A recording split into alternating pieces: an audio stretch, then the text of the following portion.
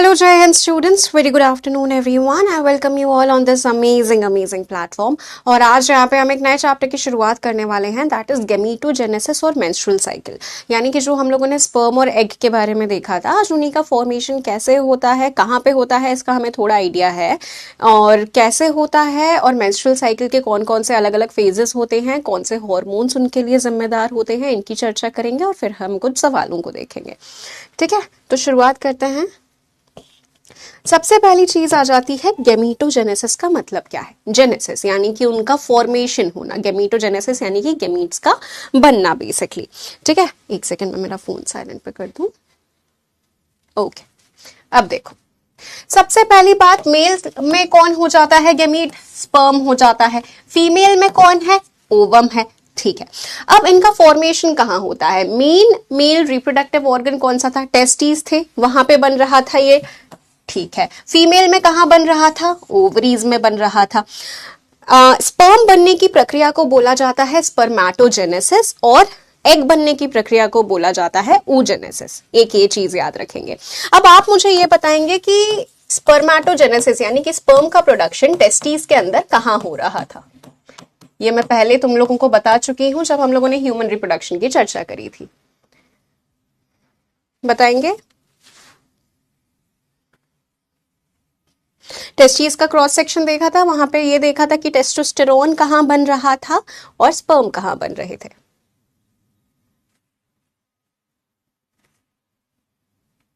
याद है किसी को भी?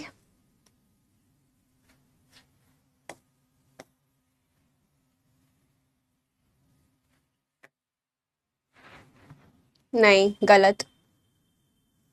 सर्टोली सेल्स भी मौजूद होते हैं लेकिन वो स्पर्म नहीं बना रहे, वो स्पर्म बनाने में सहायता प्रोवाइड आउट करते हैं. Seminiferous tubules. बिल्कुल बढ़िया. किसने जवाब दिया है? देखना पड़ेगा मुझे. सिर्फ एक ही बच्चे ने क्योंकि सही जवाब दिया है, कौशल ने. हाँ जी, सेमिनिफेरस ट्यूब्यूल्स.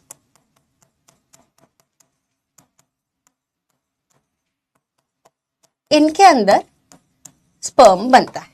ठीक है, अब यहां देखो, स्पर्मेटोजेनेसिस इज द प्रोसेस जिसके चलते स्पर्म बन रहा है स्पर्मेटोगोनिया के द्वारा टेस्टिस के अंदर. इस चीज को थोड़ा सा और डिटेल में समझते हैं हम लोग. देखो, कब बनने की शुरुआत होती है? देखो, फीमेल में जो एग बन रहा है उसके बनने की शुरुआत जब कोई भी लड़की माँ के गर्भ में होती है तभी से शुरुआत हो जाती है. लेकिन मेल के अंदर जब प्यूबर्टी आती है यानी कि 12 से 14 साल की उम्र में, तब इसके बनने की शुरुआत होती है. तो ये एक मेजर फर्क है दोनों के बीच में. अब अगर मैं सेमिनिफेरस ट्यूब्यूल्स का क्रॉस सेक्शन देखूं तो वो कुछ इस प्रकार से दिखते हैं. ये ट्यूब का एक कटा हुआ सेक्शन है.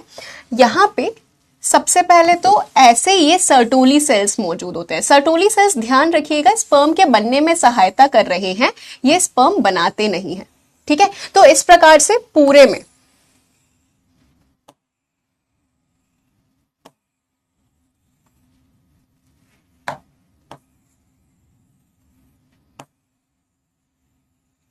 ये सारे क्या हैं? ये सारे हैं सर्टोली सेल्स. ठीक है,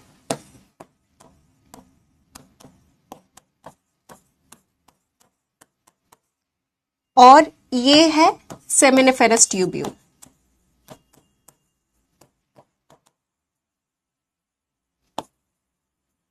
ओके, स्पर्म कहां बनता है? स्पर्म इन सर्टोली सेल्स के बीच में, इस पर्टिकुलर जगह पे बनता है. ये जो जगह है ना, इनके बीच बीच में, यहां पे स्पर्म के बनने की शुरुआत होती है. अब एक एक करके इनके स्टेप्स को हम लोग देखते हैं. चलो, सबसे पहला स्टेप आ जाता है.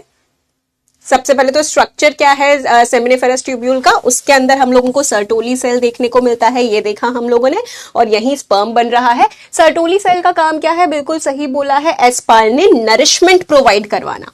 ठीक है, एक तो न्यूट्रिशन मिलता है स्पर्म को इसके द्वारा, दूसरी बात ये स्पर्म के बनने में सहायता कर रहे हैं. और एक और चीज जो यहाँ पे जरूरी है जिसको आप नोट करेंगे कि सर्टोली सेल्स इनहिबिन हार्मोन जो है उसको प्रोड्यूस करते हैं. अब देखो क्या है कि कोई ना कोई ऐसा होना चाहिए जो एक चेक एंड बैलेंस रखे, यानी कि ये देखे कि स्पर्म बहुत ज्यादा मात्रा में तो नहीं बन रहे, ठीक है। इसीलिए एक इनहिबिन हार्मोन है, ये सर्टोली सेल्स बनाते हैं जो ये देखते हैं कि स्पर्म जितने बनने चाहिए उतने ही बन रहे हैं, उससे ज्यादा नहीं बन रहे हैं। इनहिबिट करने का मतलब क्या होता है? रोकना, तो उसी से ये शब्द आया है इनहिबिट। ये देख रहे हैं कि ज्यादा स्पर्म ना बने। अब स्पर्म के बनने का हम लोग प्रोसेस देखने वाले हैं, एक एक करके देखते हैं। 4 हॉर्मोन्स जिम्मेदार होते हैं स्पर्म के बनने के लिए। 4 कौन कौन से? एक तो टेस्टोस्टेरोन हो गया। टेस्टोस्टेरोन कौन से सेल्स बना रहे थे, जरा लिखो। मैंने बताया है पहले भी कि सेमिनिफेरस ट्यूब्यूल्स के आसपास में कुछ सेल्स मौजूद थे। अब एक तो आपका हो गया टेस्टोस्टेरोन, ठीक है। एक आपका हो जाता है फॉलिकल स्टिमुलेटिंग हार्मोन, इसकी चर्चा हम लोगों ने करी थी फीमेल के अंदर। और एक ल्यूटिनाइजिंग हार्मोन, इसकी चर्चा भी हम लोगों ने करी थी फीमेल के अंदर। एलएच और एफएसएच 2 ऐसे हार्मोन्स हैं जो पिट्यूटरी के द्वारा आ रहे हैं, और टेस्टोस्टेरोन जो है वो टेस्टीज बना रहे हैं। ये सारे हार्मोन्स मिलकर स्पर्म बना रहे होते हैं। लेडिक सेल्स, बिल्कुल बिल्कुल, बहुत बढ़िया, ठीक है। तो एलएच और एफएसएच दोनों कहां से आ रहे हैं? पिट्यूटरी से आ रहे हैं, और टेस्टोस्टेरोन टेस्टिस से आ रहा है। ये तीनों का काम होता है स्पर्म बनाने में। तो इसको आप इस तरह से लिख सकते हैं hormones,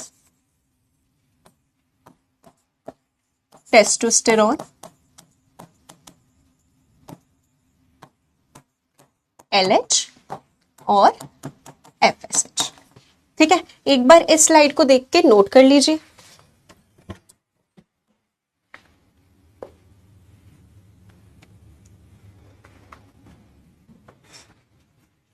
very good. Leydig cells या फिर इंटरस्टिशियल सेल्स भी बोला जाता है, शाबाश। ओके, ठीक है, आगे बढ़ा जाए। अब एक एक करके प्रोडक्शन देखते हैं हम लोग। 4 स्टेजेस में, चार स्टेजेस में होता है स्पर्म का प्रोडक्शन। सबसे पहले जो मेन स्टेज है वो आ जाती है मल्टीप्लिकेशन फेज। अब कुछ ऐसे सेल्स होते हैं जिनसे स्पर्म बनता है, सर्टोली सेल्स के बीच में ये सेल्स होते हैं, इनको बोला जाता है स्पर्मेटोगोनिया। यानी कि शुरुआत कहां से हो रही है? स्पर्मेटोगोनिया से। अब इनमें बहुत सारे माइटोसिस होते हैं। माइटोसिस का मतलब क्या होता है? यानी कि इक्वेशनल डिवीजन, यानी कि जो भी सेल बनेंगे वो सारे इसके जैसे ही बनेंगे, क्रोमोसोम का नंबर कम नहीं होगा। तो बहुत सारे माइटोसिस होते हैं और बहुत सारे स्पर्मेटोगोनिया बनकर तैयार होते हैं। ये मेन सेल्स हैं जहां से स्पर्म बनने वाले हैं, ठीक है। तो ढेर सारे स्पर्मेटोगोनिया बन गए, यानी कि यहां क्या हुआ? मल्टीप्लीकेशन हुआ। This phase is known as multiplication phase, सबसे पहला चरण, ठीक है। इसके बाद में ये इतने सारे जो स्पर्मेटोगोनिया बनके तैयार हो गए हैं, अब इनसे बनेंगे, हमारा अगला स्टेज आ जाता है ग्रोथ फेज। स्पर्मेटोगोनिया बनाएंगे प्राइमरी स्पर्मेटोसाइट्स, ठीक है। इसको भी यहां पे हम नोट करते जाते हैं, इसको ऐसे लिखना। मल्टीप्लिकेशन फेज हो गया, बहुत सारे स्पर्मेटोगोनिया बन गए, जिनको मैं ऑरेंज कलर से ही ऐसे बना देती हूं। अब ये किस में कन्वर्ट होंगे? अगले चरण, अगले स्टेज में, जिसको बोला जाता है प्राइमरी स्पर्मेटोसाइट्स,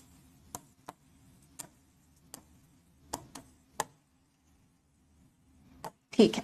ये किसके द्वारा बने? माइटोसिस के चलते ये हुए हैं। अब प्राइमरी स्पर्मेटोसाइट्स में होगा मियोसिस। अब आप मुझे बताएंगे कि मियोसिस की खास बात क्या होती है? मियोसिस सेल डिवीजन के बारे में हम लोगों ने पहले भी पढ़ा था, बताओ, उसके बाद में ही मैं आगे बढ़ूंगी।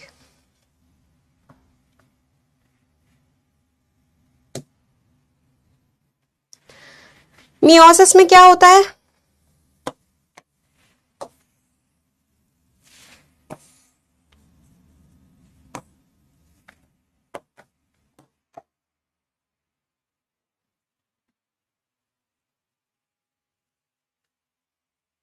माइटोसिस में क्रोमोसोम का नंबर वैसा का वैसा रहता है, डॉटर सेल में हाफ हो जाता है क्रोमोसोम का नंबर। बहुत बढ़िया, शाबाश। तो प्राइमरी स्पर्मेटोसाइट्स में सबसे पहले होगा मियोसिस का पहला स्टेज, यानी कि मियोसिस नंबर 1। मियोसिस 2 चरणों में होता है, ठीक है। मियोसिस नंबर 1 होगा, जिससे हमारे पास में बनकर तैयार होंगे 2 सेकेंडरी स्पर्मेटोसाइट्स। ठीक है, और ये कैसे होंगे, हैप्लॉइड होंगे, यानी कि इनका क्रोमोसोम का नंबर आधा होगा। तो 2 सेकेंडरी स्पर्मेटोसाइट्स बने। अब इनसे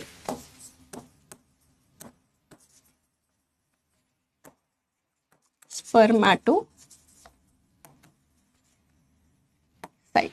अब इनमें होगा मियोसिस नंबर 2, यानी कि मियोसिस का दूसरा चरण। और मियोसिस नंबर 2 के चलते हर एक सेकेंडरी स्पर्मेटोसाइट्स, कितने सेकेंडरी स्पर्मेटोसाइट्स बने थे हमारे पास में, 2 बने थे। अब हर एक सेकेंडरी स्पर्मेटोसाइट से 2 हमारे पास में बनकर तैयार होंगे स्पर्मेटोजोआ। कहां गया, ये रहा मैचुरेशन फेज।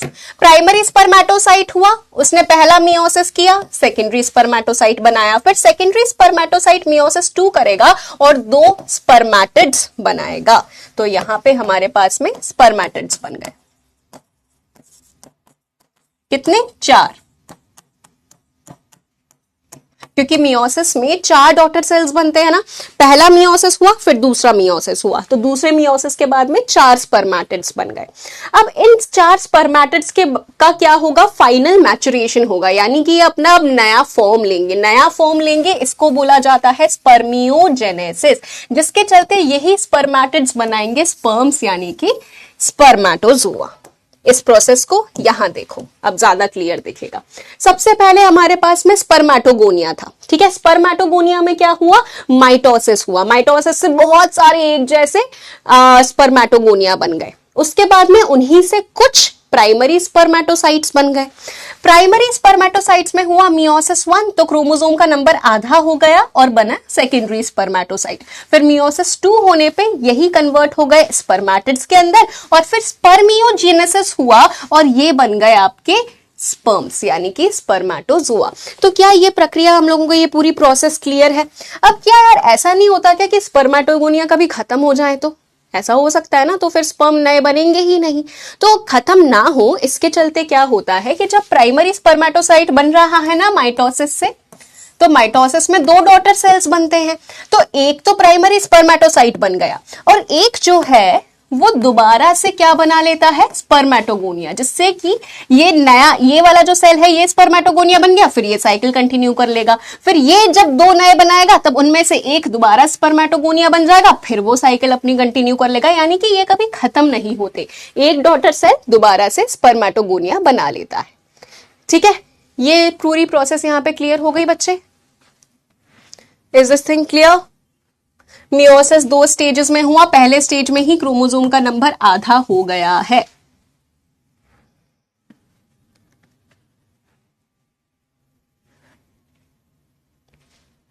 स्पर्म के स्ट्रक्चर की चर्चा हम लोग ऑलरेडी कर चुके थे, है ना। स्पर्म के स्ट्रक्चर में क्या क्या चीजें थी। अच्छा, तुम मुझे ये बताओगे कि एक्रोसोम का काम क्या है, रिवाइज करें जरा, क्या काम था एक्रोसोम का।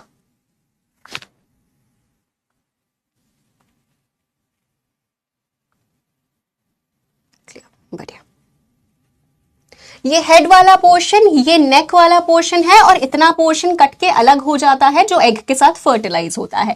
मिडिल पीस में मौजूद होता है माइटोकॉन्ड्रिया, जो कि स्पर्म को एनर्जी प्रोवाइड करवाता है, और ये है टेल, जो कि मूवमेंट में मदद करती है। एंजाइम्स मौजूद होते हैं, शाबाश। एक्रोसोम के अंदर एंजाइम्स मौजूद होते हैं जो कि एग के साथ में फर्टिलाइज होने में मदद करते हैं। तो इनके सारे हम लोग एक एक देखें।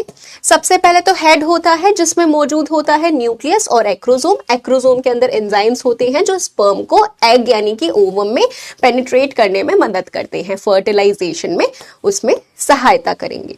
इसके बाद में अगला आ जाता है उसका नेक। नेक में होता है हेड और मिडिल पीस। फिर मिडिल पीस में आ जाता है माइटोकॉन्ड्रिया, जो कि एनर्जी प्रोवाइड करेगा। Mitochondria power house of the cells, हम लोग सब लोग जानते हैं उसको। उसके बाद में टेल, जो कि गतिशीलता यानी कि मोटिलिटी में मदद करता है। तो ये स्ट्रक्चर को तो हम पहले ही समझ चुके हैं। अब बात आ जाती है oogenesis की। अब oogenesis के कुछ छोटे से इंपॉर्टेंट फैक्टर्स हैं, इनको हम ध्यान रखेंगे। जैसे मेल में स्पर्म का प्रोडक्शन प्यूबर्टी में शुरू होता है, फीमेल में एग का प्रोडक्शन तब शुरू हो जाता है जब बच्ची मां के गर्भ के अंदर है। तब की जो प्रोसेस है उसको हम समझते हैं। सबसे पहले ये कहां हो रही है, अंडाशय यानी कि ओवरीज में हो रही है। 2 ओवरीज मौजूद होती हैं यूट्रस के दोनों तरफ, ठीक है। अब देखना यहां पे सबसे पहले बिगनिंग ऑफ oogenesis। तो स्पर्मेटोजेनेसिस के से थोड़ा सा अलग ये कब हो जाता है, फीटल डेवलपमेंट में हो जाता है। और जैसे वहां पे स्पर्मेटोगोनिया थे उसी प्रकार से यहां पे मौजूद होते हैं ऊगोनिया, ठीक है। और मिलियंस ऑफ ऊगोनिया बचपन में यानी कि गर्भ के अंदर बन जाते हैं। मिलियंस यानी कि 2 से 4 मिलियन, यानी कि हर एक ओवरी में 1 से 2 मिलियन ऊगोनिया मौजूद होते हैं। ये बाद में जाकर नहीं बनेंगे, ये इतने ही हैं। अगर ये एक बार खत्म हो गए तो और नहीं बनते, तो जितने भी बनते हैं वो भ्रूण के अंदर ही बन रहे होते हैं। अब they develop into primary oocytes। अब इसको देखना, यहां पे ये देखो, सबसे पहले ऊगोनियम मौजूद है जो मिलियंस में बन जाते हैं बच्ची के शरीर के अंदर। फिर माइटोसिस हुआ, जैसे वहां पे स्पर्मेटोगोनियम में माइटोसिस होकर प्राइमरी स्पर्मेटोसाइट बने थे, यहां प्राइमरी oocyte बन जाते हैं, ठीक है। प्राइमरी स्पर्मेटोसाइट्स में क्या हुआ था, मियोसिस हुआ था उसके बाद में, जिससे सेकेंडरी स्पर्मेटोसाइट बने थे। यहां पे कुछ नहीं होगा, जब बच्ची का जन्म होता है ना तब कुछ नहीं होगा, यहां पे मियोसिस वाले फेज में ये ट्रैप हो जाएंगे। अभी बोलते हैं कि अभी मियोसिस नहीं होगा, जब जरूरत पड़ेगी तब मियोसिस होगा। अब जब प्यूबर्टी आती है, जब यानी कि 12 से 14 साल की उम्र आती है, जब पीरियड्स शुरू होते हैं, तब हर एक महीने में एक एक मियोसिस का शुरुआत होता है, यानी कि एक एक जो प्राइमरी oocyte है उसका मियोसिस में शुरुआत होती है और वो बनाता है सेकेंडरी oocyte। अब इसमें एक खास बात ये आ जाती है बच्चे कि मियोसिस के चलते हमारे पास में 2 सेकेंडरी oocyte बनेंगे, लेकिन उसमें से सिर्फ एक ही है जो अच्छी तरह से बनता है, दूसरा वाले को हम पोलर बॉडी बोलेंगे क्योंकि वो अच्छी तरह से नहीं बनता। यानी कि ये कैंसिल हो गया, तो पहले मियोसिस के बाद में, फर्स्ट मियोसिस के बाद में सिर्फ एक ही सेकेंडरी oocyte बना, ठीक है। अब ये कब हुआ, हर महीने ये होता है। जब हम लोग बोलते हैं ना, जब पीरियड्स आते हैं, पीरियड्स आने के बाद में फिर वो एग रिलीज होता है ओव्यूलेशन डे पे, तो बेसिकली वो सेकेंडरी oocyte है जो रिलीज होता है।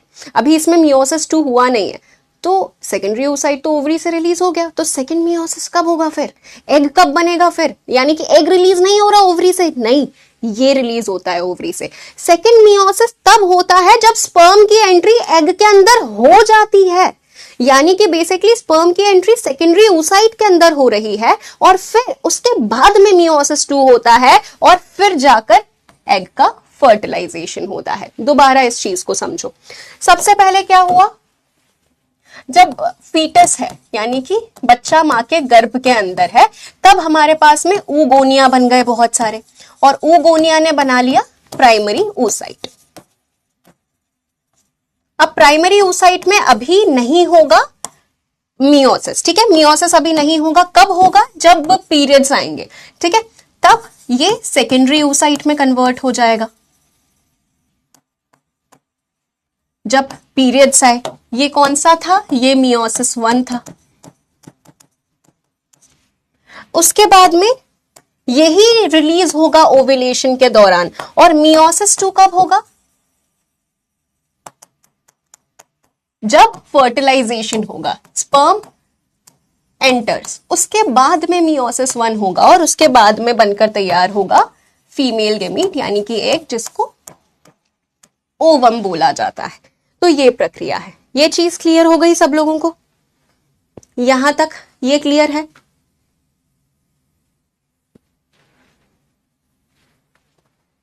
यहां पे मैं लिख देती हूं, ये पहला मियोसिस है और ये दूसरा मियोसिस है।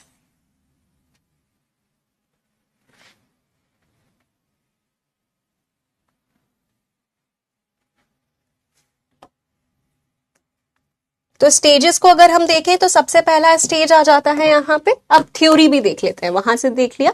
सबसे पहला आ गया मल्टीप्लिकेशन फेज, जहाँ पे बहुत सारे ऊगोनिया मल्टीप्लाई होंगे और 2-4 मिलियन वो ऊगोनिया बना लेंगे। दूसरा स्टेज ग्रोथ फेज, जहां पे ऊगोनिया प्राइमरी oocytes बना लेंगे, ठीक है। प्रोफेज जो है, प्रोफेज में वो ट्रैप हो जाता है। प्रोफेज, मेटाफेज, एनाफेज, टीलोफेज, ये 4 फेजेस होते हैं मियोसिस के। ये प्राइमरी oocyte जो बना है ना, ये प्रोफेज में ही ट्रैप हो जाता है, और जब फिर पीरियड्स आने शुरू होते हैं तब जाकर ये उससे स्टेज से निकलता है और सेकेंडरी oocyte बनाता है। यानी कि अगला स्टेज आ जाता है maturation phase. Primary oocyte meiosis 1 करता है सेकेंडरी oocyte बनाने के लिए, ये हो जाता है। अरेस्टेड का मतलब है यानी कि वो वैसा का वैसा रहता है, उसमें फर्दर और बदलाव नहीं आते, ये बोला, ठीक है। फिर सेकेंडरी oocyte मियोसिस 2 करवाता है जब स्पर्म की एंट्री होती है तब। ओवरी से सेकेंडरी ओवर रिलीज होते हैं, एग नहीं, बिल्कुल हाँ ये सही है बिल्कुल, ओके हाँ। ये हो गया। तो यहां पे हम लोगों ने दोनों की चर्चा कर ली है, मेल में भी स्पर्मेटोजेनेसिस की चर्चा और oogenesis की चर्चा। जैसे मेल में स्पर्मेटोगोनिया थे, उसी प्रकार से फीमेल में oogonia होते हैं। उसके बाद में यहां माइटोसिस होता है, प्राइमरी स्पर्मेटोसाइट बनता है, उसी प्रकार से यहां पे प्राइमरी oocyte बनता है। उसके बाद में मियोसिस के बाद में यहां पे सेकेंडरी स्पर्मेटोसाइट बनेगा, उसी प्रकार से यहां पे मियोसिस के बाद में सेकेंडरी oocyte बनेगा। बस सेम टू सेम प्रोसीजर चल रहा है, बस कब कब हो रहा है ये हमें पता होना चाहिए, ठीक है। तो अभी क्वेश्चंस करेंगे ना तो और ज्यादा हमें क्लियर होगा, ठीक है ओके। बेटा करण अगर रिप्रो वाला चैप्टर अच्छे से पढ़ा होगा तो याद होगा कि ओव्यूलेशन कब होता है, और ओव्यूलेशन जब एग का रिलीज हो रहा है तभी अगर स्पर्म की एंट्री हो रही है, सिर्फ तभी फर्टिलाइजेशन के चांसेस होते हैं। अब हम बात करते हैं मेंस्ट्रुअल साइकिल की। Menstrual cycle on an average 28 से 30 दिन की एक साइकिल होती है, जहां पे ऑन एन एवरेज जैसे यहाँ पे लिखा हुआ है 28 डेज। मैंने तुमको बताया था कि जो पीरियड स्टार्ट होते हैं उसको मेनार्क बोला जाता है, और ये मेनार्क होता है 12 से 14 साल की उम्र में, और ये पीरियड्स जब बंद हो जाते हैं उसको मेनोपॉज बोला जाता है, क्योंकि तब जो oogonia जो बच्चे के अंदर डेवलप हुए थे जब बच्चा माँ के गर्भ में था वो लिमिटेड ही नंबर था, बाद में और तो नहीं बन रहे वो, है ना। तो वो जब खत्म हो जाते हैं तब मेनोपॉज आ जाता है, यानी कि पीरियड्स खत्म हो जाते हैं। Menarche 12 to 15 years of age में आता है, मेनोपॉज 45 से 50 ईयर्स की एज में आता है। ये हो गया। इसके बाद में अच्छा, अब आप मुझे ये बताएंगे कि 4 कौन से हॉर्मोन्स के बारे में मैंने तुम्हें बताया था जो कि पीरियड्स के लिए जिम्मेदार होते हैं, बताइए। चारों का नाम लिखिए यहाँ पे, उसके बाद में मैं अलग अलग फेजेस को समझाती हूँ। 4 फेजेस होते हैं पूरी साइकिल के।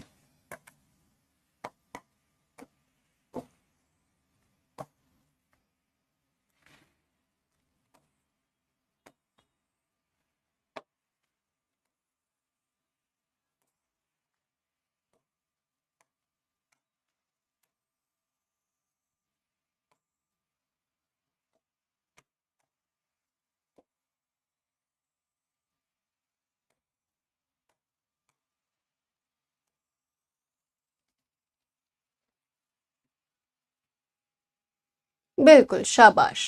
LH, FSH, ईस्ट्रोजन और प्रोजेस्टेरोन पढ़ कर आए हो, अच्छी बात है। तो सबसे पहले ये वाला जो फेज है ये चलता है आपका 1st डे से लेकर 5th डे तक, इसको बोला जाता है मेंस्ट्रुअल फेज। यानी कि हम बोल सकते हैं कि जब ब्लीडिंग हो रही है, तो इसको थोड़ा और आसानी से लिख देती हूं, ये आपका ब्लीडिंग वाला फेज है, ठीक है। अब इसको यहां देखते हैं। मेंस्ट्रुअल फेज ड्यूरेशन 1 से 5 दिन तक का है। इस वक्त पे क्या होता है, वो जो एंडोमेट्रियम था जो डेवलप हुआ था बच्चे को पनपाने के लिए, अब वो शरीर के बाहर निकल जाता है, इट ब्रेक्स डाउन, और हॉर्मोन्स जो हैं वो सारे एकदम नीचे आ जाते हैं, ठीक है। तो यहां पे क्या हुआ, ब्लीडिंग, या फिर इसको बोल सकते हैं मेंस्ट्रुअल फेज, जब पीरियड्स आए हैं, ठीक है।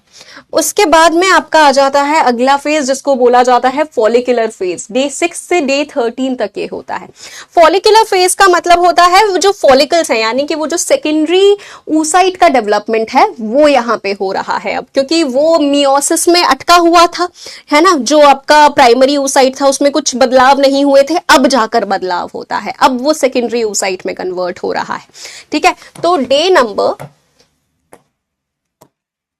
6 से 13 इसको बोला जाता है फॉलिक्यूलर फेज।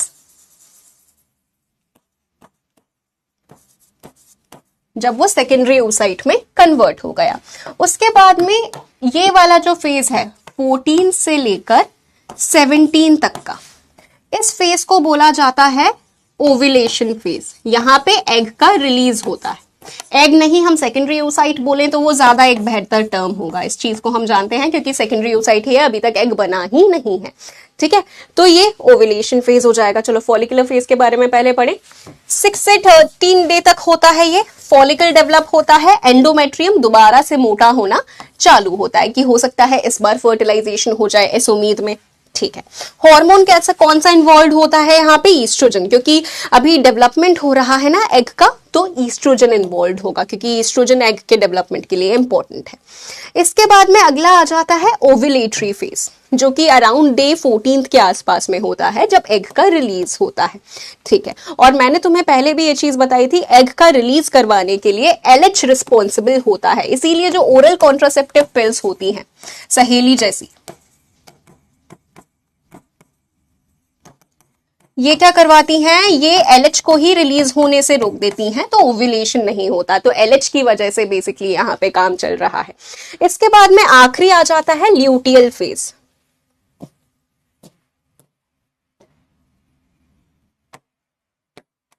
एटीन से 28 ल्यूटियल फेज। अब इसका मतलब समझना, देखो सेकेंडरी oocyte जब ओवरी से निकल गया तब पीछे एक चीज बचती है जिसको बोला जाता है कॉर्पस ल्यूटियम,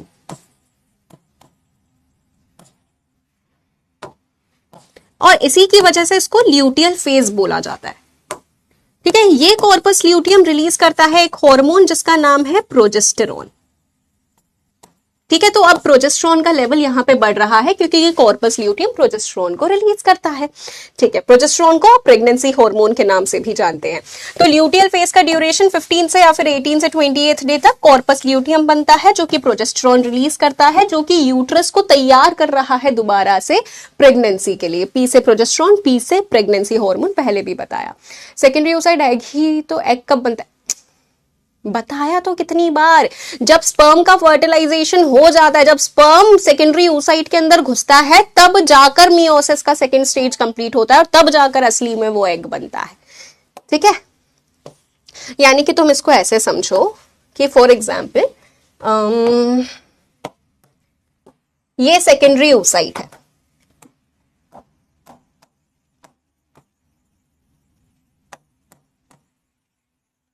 और यहां पे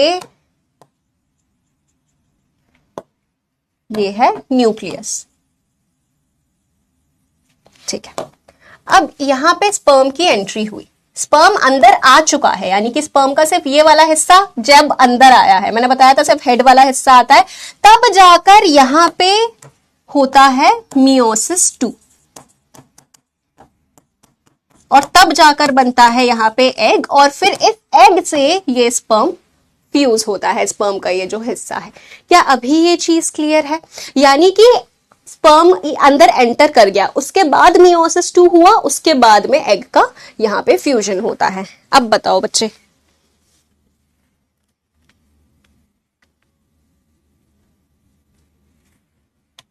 क्लियर?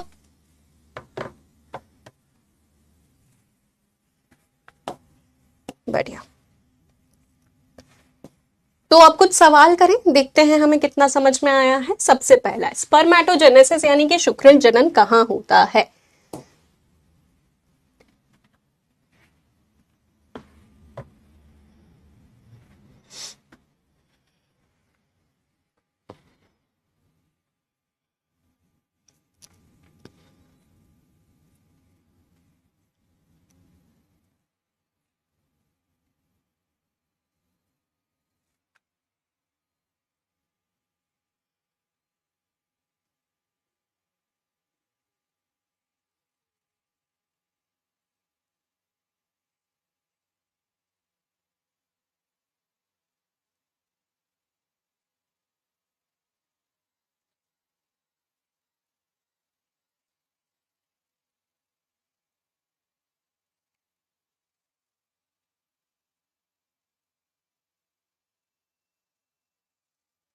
ठीक है, डायग्राम से समझ में आ गया ना फाइनली, अच्छी बात।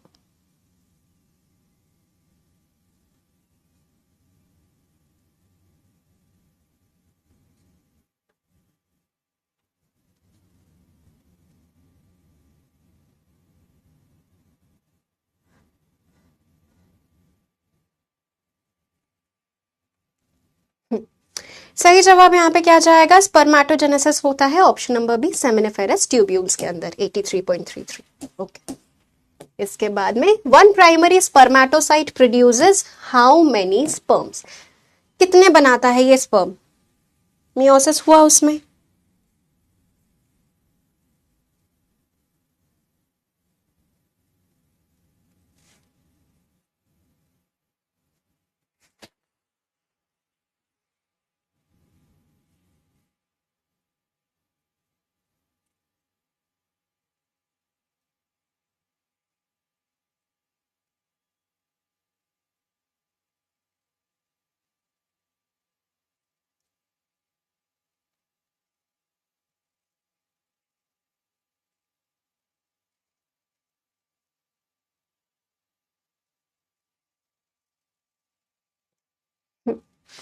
सही जवाब यहाँ पे जाता है option number B, that is 4 sperms. Meiosis के बाद में 4 स्पर्म बनके तैयार होते हैं। देखो, प्राइमरी स्पर्मेटोसाइट था ना, अब इसको यहां देखना, प्राइमरी स्पर्मेटोसाइट, इसमें सबसे पहला मियोसिस हुआ, तो इसमें 2 सेकेंडरी स्पर्मेटोसाइट बनकर तैयार हुए हैं, या फिर मैं इनको बोलूं इस प्रकार से, secondary spermatocyte, secondary spermatocyte.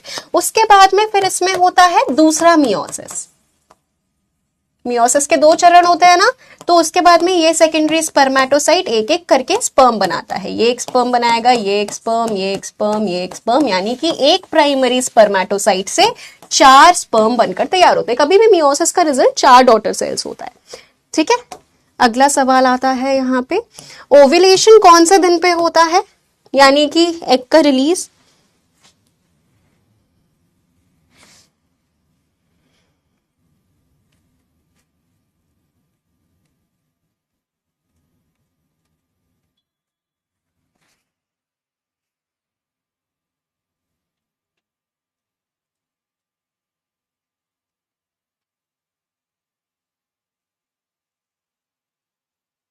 Progesterone का रोल होता है यूट्रस को तैयार करना प्रेगनेंसी के लिए, इसीलिए उसे प्रेगनेंसी हार्मोन बोला जाता है।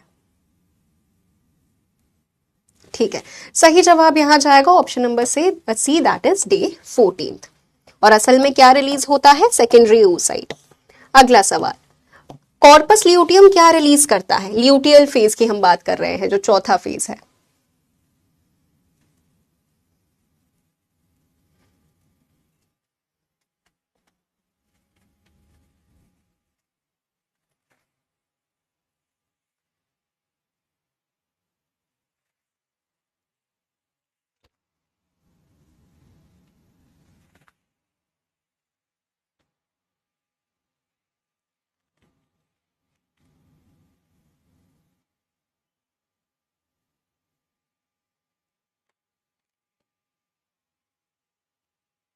सही जवाब option number B, that is progesterone release करता है ये।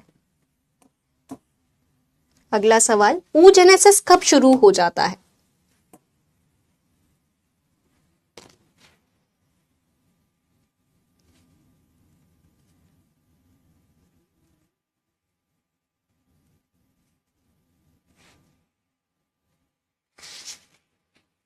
ऑक्सीटोसिन जो हम लोगों ने देखा था ना पिछले, उसमें एक ऑप्शन में था, तो ये बेसिकली ऑक्सीटोसिन हाइपोथैलेमस के द्वारा प्रोड्यूस होता है। ठीक है, और इसको पिट्यूटरी ग्लैंड रिलीज कर देता है, फिर पिट्यूटरी यानी कि पीयूष ग्रंथि फिर रिलीज कर देती है, और वो जरूरी होता है यूट्रस का कॉन्ट्रैक्शन करने के लिए, जब बच्चे का जन्म होने वाला होता है, लेबर पेन जब होता है। तो oogenesis कब शुरू हो जाता है, option number B, fetal life में ही शुरू हो जाता है। प्यूबर्टी में स्पर्मेटोजेनेसिस शुरू होता है, ये मैं बता चुकी हूँ। ओगोनिया बहुत सारे फीटल लाइफ में बन जाते हैं। अगला सवाल आता है, हार्मोन रिस्पॉन्सिबल फॉर ओव्यूलेशन, अंडोत्सर्जन के लिए कौन सा जिम्मेदार हार्मोन होगा।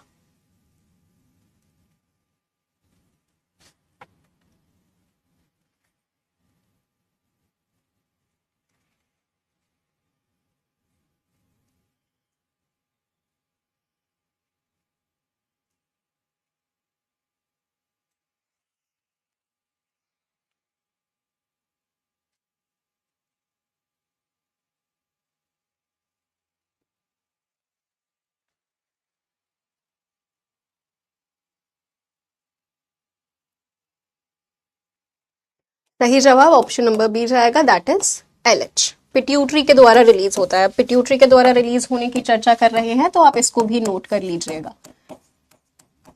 ऑक्सीटोसिन प्रोड्यूस्ड बाय यानी कि बनाता कौन है?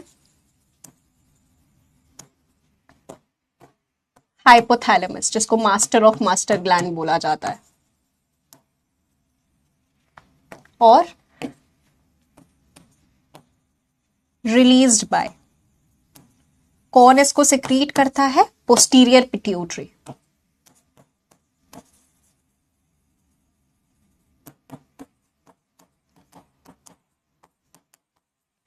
यूट्रस के कॉन्ट्रैक्शन के लिए जिम्मेदार होता है ये।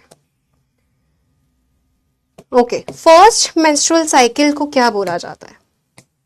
पहली बार जब पीरियड्स आते हैं।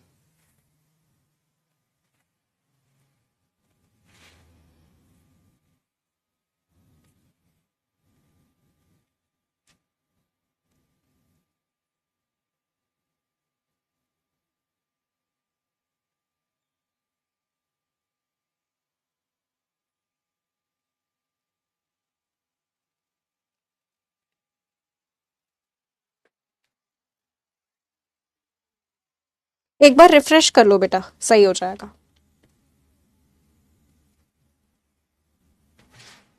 सही जवाब ऑप्शन नंबर बी, 12 से 15 साल की उम्र में मेनार्क होता है। इसके बाद में परमानेंट सिजेशन यानी कि मासिक धर्म का स्थायी रूप से बंद हो जाना क्या कहलाता है?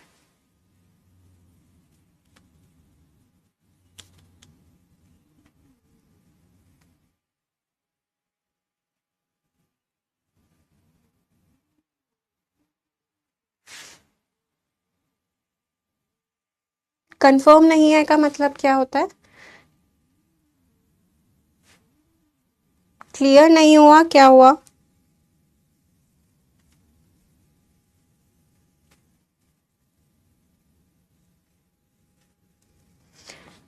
सही जवाब यहां पे जाएगा ऑप्शन नंबर सी, मेनोपॉज। सारे जो यहाँ पे वर्ड्स लिखे हुए हैं उनका मतलब पता होना चाहिए। मिडिल पीस, स्पर्म का मिडिल पीस जो होता है उसमें क्या मौजूद होता है?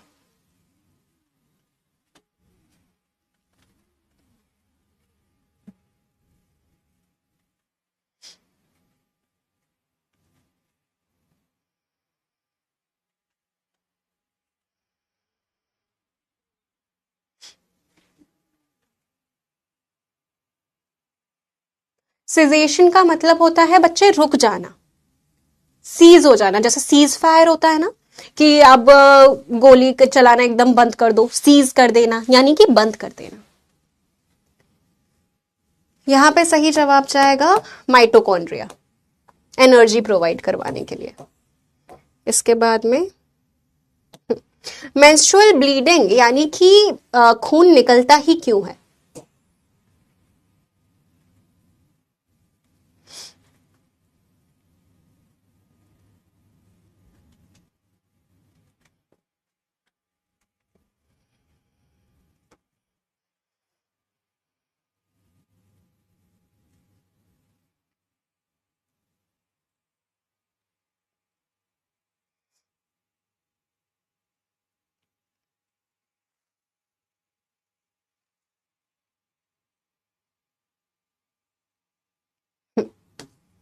सही जवाब option number B, that is break down of endometrium. Endometrium जो सबसे अंदर वाली दीवार यूट्रस की जो मोटी हुई थी, खून की गद्दी बनी थी, अब वो टूटने लग जाती है। तो इसी के साथ ये चैप्टर हमारा खत्म होता है, गेमीटोजेनेसिस और मेंस्ट्रुअल साइकिल वाला। अब आपको इस चैप्टर से रिलेटेड अगर कोई भी डाउट है तो आप मुझसे पूछ सकते हैं। तब तक हम लीडर बोर्ड देखते हैं, पिटारा भी देखना है हमें। अहतशाम, मोहम्मद अनस, गुरदीत, कौशल, आयुष, अमित, गगन, पैट्रियोट, करण और शुभ्रजीत 10 on 10 सही हैं। टॉप 6 बच्चों के with the least average time 2.09 seconds. Endometrium क्या होता है? देखो, ये यूट्रस की जो सबसे अंदर वाली परत होती है ना, इसी परत का तो थिकनेस होता है, यही परत तो मोटी होने लग जाती है बच्चे को पन पाने के लिए। तो ये अगर बच्चा यहाँ पे नहीं बना है तो ये टूट के शरीर के बाहर निकल जाएगी। ठीक है, सबसे अंदर वाली परत। ओके,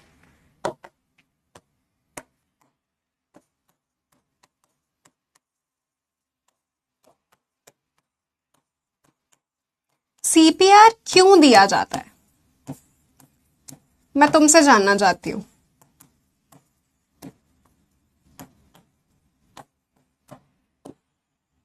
ये सवाल है मेरा तुमसे, बताओ जरा। क्योंकि कार्डियोपल्मोनरी रिससिटेशन हम लोगों ने, सब लोगों ने कहीं कभी ना कभी टीवी में देखा है कि वो चेस्ट को प्रेस किया जाता है ऐसे कंटिन्यूसली 1 सेकेंड में 2 बार, है ना। क्यों किया जाता है ये?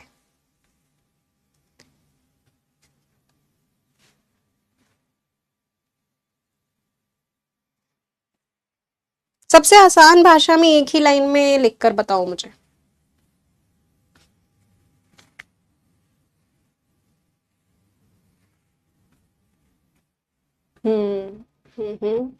आए हैं मेरे पास में जवाब। ठीक है, देखो कुछ कुछ सही हैं, कुछ कुछ गलत हैं, तो अब इस चीज को मैं बताती हूँ। दिल का काम क्या होता है? सारे ऑर्गन्स तक ब्लड सप्लाई करने का, सारे ऑर्गन्स तक ऑक्सीजन कंटिन्यूसली पहुंचाने का। कभी कभार क्या होता है, दिल एकदम से अगर रुक गया, यानी कि कार्डियक अरेस्ट में चला गया, तो जब तक कोई इमरजेंसी सर्विस नहीं आ जाती है, जब तक एम्बुलेंस नहीं आ जाती है, तब तक हम लोगों को सारे ऑर्गन्स को मरने नहीं देना। हार्ट मर गया तो क्या सारे ऑर्गन्स को भी मरने दे क्या? अब देखो बहुत सारी मूवीज में ऐसा दिखाया जाता है कि सीपीआर दिया और एकदम से इंसान वापस से नॉर्मल हो गया, उठकर बैठ गया। ऐसा नहीं होता, ठीक है। इसका मतलब बेसिकली ये होता है कि दिल अगर सारे ऑर्गन्स तक ब्लड नहीं पहुंचा पा रहा है, तो आप आर्टिफिशियली दिल की पंपिंग एक्टिविटी को कर रहे हो। सीपीआर देने का मतलब है आप दिल की जगह काम कर रहे हो और ब्लड को सर्कुलेट करवा रहे हो, जिससे सारे ऑर्गन्स तक ऑक्सीजन की कमी ना हो, ठीक है। तो सारे ऑर्गन्स को जिंदा रखने के लिए जब तक एम्बुलेंस ना आ जाए तब तक सीपीआर दिया जाता है। तो ये जो अलग धारणा है ना कि सीपीआर देने से इंसान एकदम से जाग जाएगा, ये गलत है। बस हमें सारे ऑर्गन्स को जिंदा रखना होता है, ठीक है। सीपीआर का फुल फॉर्म होता है कार्डियो पल्मोनरी रिससिटेशन। रिससिटेशन, ठीक है, ओके।